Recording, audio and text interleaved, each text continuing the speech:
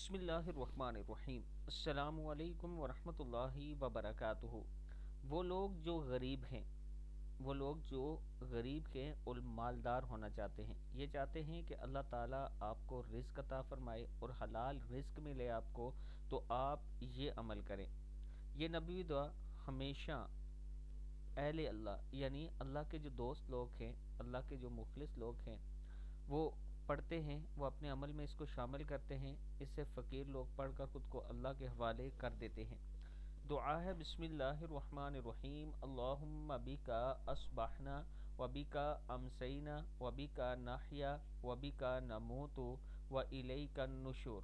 اللہم بکا اصبحنا وبکا امسینا وبکا نحیا وبکا نموت والیک النشور۔ اے اللہ، تیری قدرت سے ہم صبح کے وقت میں داخل ہوئے اور تیری قدرت سے ہم شام کے وقت میں داخل ہوئے اور تیری قدرت سے ہم جیتے اور مرتے ہیں۔ صدق اللہ العظیم۔ یہ دعا ہر روز صبح کے وقت ضرور پڑھیں۔